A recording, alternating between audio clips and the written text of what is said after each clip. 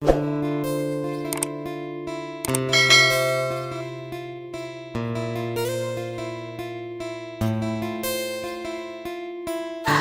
আজকের বানানো এই রেসিপিটা আপনাদের ভালো লাগতে পারে, কারণ আজ থেকে তো রোজা শুরু আর ইফতারও শুরু। ইফতারের নানান রকম খাবারের কিন্তু শেষ নেই, তবে স্বাস্থ্যকর এবং পুষ্টিকর খাবার খাওয়া দরকার। সারাদিন না খেয়ে থেকে আমরা যেরকম উপবাস থাকি আর তারপরে পালন করি সুস্বাদু খাবার দিয়ে, ঠিক আপনাদেরও সেরকমই কিন্তু অবস্থা, একই রকম। আপনারাও রোজা থাকেন আর রোজার পরে কিন্তু একটু স্বাস্থ্যকর খাবার অবশ্যই দরকার আছে।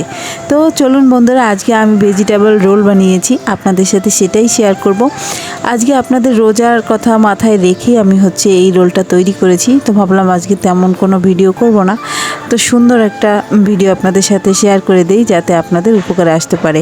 হ্যালো এভরিওয়ান, কেমন আছেন? আশা করছি সকলে অনেক বেশি ভালো আছেন। আই হোপ আপনারা যেখান থেকে আমার ভিডিওটা দেখছেন অনেক বেশি ভালো আছেন। রমজান শুরু হয়ে গেছে, রমজানের শুভেচ্ছা জানিয়ে আমি আমার আজকের ভিডিওটা শুরু করতে চলেছি। আসলে রমজানের মাস আসলে হিন্দু মুসলমান বুঝি না, সবার মধ্যেই একটা আনন্দ কাজ করে। ইফতার খাওয়ার একটা বিষয় থাকে বিকেলবেলা। সারাদিন কিন্তু রোজা যারা রাখে তারা বিভিন্ন রকম কাজ কিন্তু সারা দিন করতে থাকে, যে ঈদের দিনটা আমরা কিভাবে সাজাবো, ঈদের দিনটা কিভাবে পালন করব, ঈদের দিন নামাজ পড়ব কোন পোশাকটা পরে, ঈদের দিন কিভাবে আল্লাহর কাছে দোয়া দরদ করব। তো সারাটা মাস কিন্তু এভাবে চিন্তা করতে করতে চলে যায়। সারা মাস কিন্তু রুম পরিষ্কার করে, মার্কেটিং করা হয়, বিভিন্ন রকম আনন্দ কিন্তু সারাটা মাস জুড়ে থাকে। আমি একজন হিন্দু নারী হয়েও বলছি, আমাদের মধ্যে এই আনন্দটা কাজ করে। আমরা তো ঢাকা শহরে থাকি, তো ঢাকা শহরে তো সবাই বেশিরভাগ কিন্তু মুসলিম রয়েছে, যদিও সবাই মিলেই আমরা আছি হিন্দু মুসলমান, তারপরেও কিন্তু মুসলিম ধর্মের লোকটা একটু বেশি ঢাকা শহরে। তো তাদের সঙ্গে আমাদের সবসময় চলাফেরা এবং মেলামেশা, যে কারণে তাদের সঙ্গে মিশতে মিশতে আমাদেরও কিন্তু একটা আলাদা আইডিয়া তৈরি হয়ে গেছে। কারণ আমরাও কিন্তু এই সময় মজার মজার খাবার খাই এবং নিজেদের মধ্যে একটা আনন্দ উপভোগ করি, এবং এই সময় কিন্তু ভালো ভালো পোশাক পাওয়া যায়। তো আমরা কিন্তু মাঝে মাঝে এই সময় মার্কেটিং করে থাকি, কারণ এই সময়টায় অনেক সুন্দর সুন্দর জিনিস পাওয়া যায়। তো যাই হোক, আমি সেই সব আমার মুসলিম বন্ধুদের উদ্দেশ্যে বলবো, আপনাদের সারাটা মাস ভালো কাটুক, সারাটা সময় ভালো কাটুক, সারাটা বছর ভালো কাটুক, এই উদ্দেশ্য আমি আপনাদের কিছু বলতে চাই। সকলকে অগ্রিম ঈদ মোবারক এবং রমজানের শুভেচ্ছা। আপনারা সকলে সুন্দরভাবে আপনাদের এই মাসটা কাটান। তো যাই হোক, আমি আজকে ভিডিও টপিকে এখনও কোনো কথা বলতে পারিনি। এত সময় আমার ভিডিওটা যারা দেখতে শুরু করে দিয়েছেন, অবশ্যই একটা লাইক দিয়ে আমার ভিডিওটা কন্টিনিউ করার চেষ্টা করবেন, তাতে করে আমার খুব উপকার হবে। অন্যান্য মানুষের কাছে আমার ভিডিওটা পৌঁছে যাবে, আরও অনেক বেশি মানুষ আমার ভিডিওটা দেখতে আগ্রহী হবে। যাই হোক, অনেক কথা বলে ফেললাম, এবার আসা যাক আমার ভিডিওতে। আজকে আমি বানাচ্ছি আপনাদের জন্য, আসলে ইচ্ছে ছিল অনেক দিন ধরে যে আমি ইফতারের জন্য কিছু আইটেম তৈরি করব। তো ভাবলাম এক একদিন এক একটা না হয় তৈরি করে দেখাই।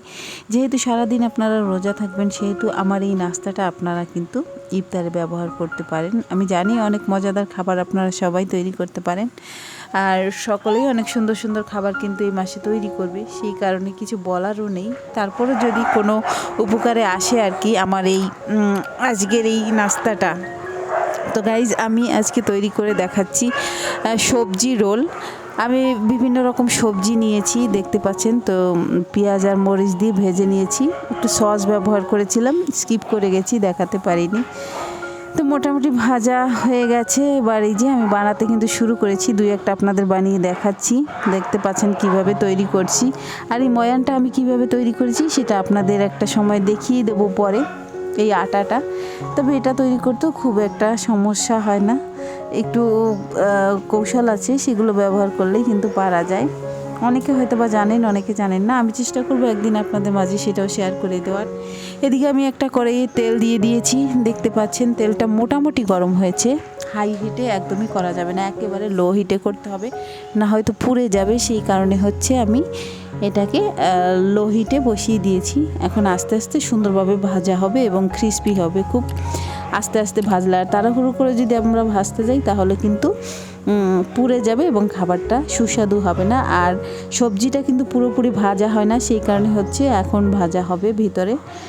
আর এই জন্যই আস্তে আস্তে নিরিবিলি ভেজে নিতে হবে। সারাদিন ধরেই তো আপনারা কম বেশি নাস্তা তৈরিতে ব্যস্ত থাকবেন, দৌড়াদৌড়ি ব্যস্ত থাকবেন। তো যাই হোক, নিজেদের স্বাস্থ্যের কথা চিন্তা করে চেষ্টা করবেন সারাদিন পরে অতিরিক্ত তেলের খাবারটা যত সম্ভব এড়িয়ে যাওয়ার। আসলে ইফতারে তো বেশিরভাগ তেলের খাবারটা তৈরি করা হয়, কিন্তু 2-1 দিন বেশি তেল খেলে সমস্যা হবে না, কিন্তু কন্টিনিউ করতে থাকলে অবশ্যই সমস্যা হয়।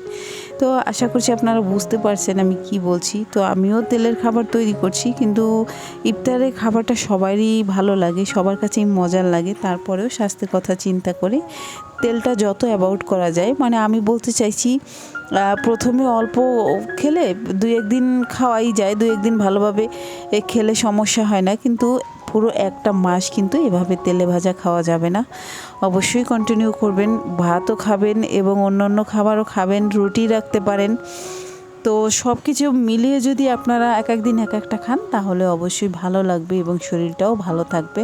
আর একটানা যদি আমরা পুরো একটা মাস ভাজা পোড়া খাই তাহলে অবশ্যই আমাদের শরীরের ক্ষতিটা বেশি হয়ে যাবে, সেটা করা যাবে না। অবশ্যই আপনারা জুস তো রাখবেন সাথে, কারণ ইফতারে তো সবসময় জুস থাকে, বোরহানিটা থাকে, এটা খুব ভালো লাগে আমার।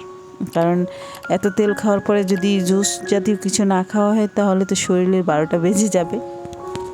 তো যাই হোক, এই তো হয়ে গেছে দেখুন সুস্বাদু খাবার আমার তৈরি। তো আমি চেষ্টা করবো এক এক দিন এক একটা আপনাদের সাথে মোটামুটি শেয়ার করার, একসঙ্গে এত বেশি শেয়ার করা সম্ভব হয় না। তো গাইজ, এই যে দেখতে পাচ্ছেন আমি আসলে সন্ধ্যা হয়ে গেছে, তো বিকেলবেলা নাস্তা তৈরি করেছিলাম, আর এই যে কিছু কাপড় শুকিয়ে গেছে সেগুলো ভাঁজ করে রাখছি। আজকের ভিডিওটা আর বেশি বড় করব না, ছোট একটা ভিডিও। তো যাই হোক, আমার ভিডিওতে যারা নতুন নতুন বন্ধুরা আসছেন তাদের উদ্দেশ্যে কিছু বলার আছে। অবশ্যই আমার ভিডিওটা সুন্দরভাবে দেখবেন, ওয়াচ টাইম পূরণ করবেন।